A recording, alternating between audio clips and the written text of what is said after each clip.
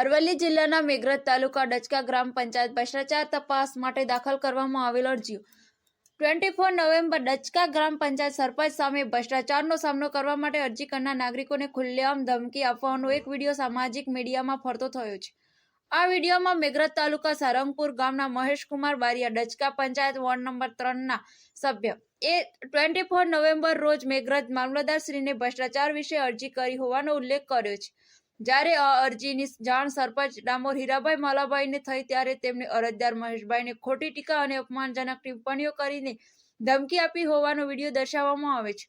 મેઘરજમાં જવાબદાર તંત્ર દ્વારા જો સઘન તપાસ કરવામાં આવે તો મેઘરજ તાલુકા દરેક પંચાયત સિંચાઈ જળ સુવિધા શૌચાલય આરસીસી ઘરનાળા જેવા અનેક પ્રોજેક્ટમાં ભ્રષ્ટાચારનું મોટું સામ્રાજ્ય સામે આવી શકે છે। રિપોર્ટર ડાયાભાઈ ડામોર મેઘરજ।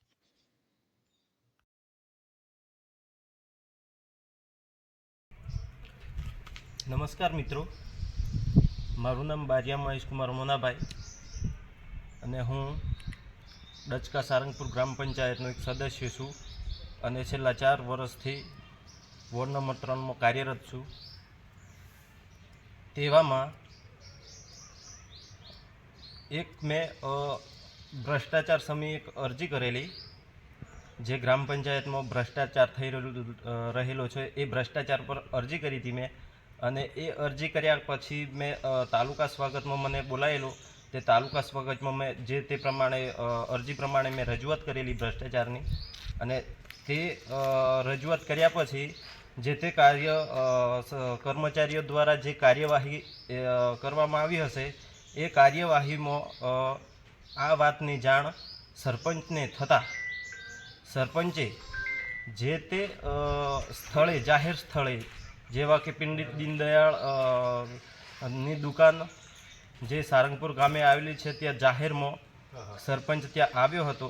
અને સરપંચ આવ્યા પછી કે તે મારા વિશે એવું કહેતો હતો કે એ શું તોડી લેવાનો છે મારો અને શું કરવાનો છે, અને મા બેન સામે ગલત બીભત્સ વર્તન કરતો હતો ને ગાળો બોલતો હતો। તેવી જાણ મને ગામમાંથી મળી। અત્યારે હું બહાર છું અને ગામમાંથી મને એવી જાણ મળતા હું ગામ લોકોનો થોડોક સંપર્ક કરેલો અને હકીકત પૂછેલી કે ખરેખર આવું છે, તો મને સપોર્ટ મળ્યો કે હકીકત તમારી રીતે આવી વાતો થઈ રહ્યો છે।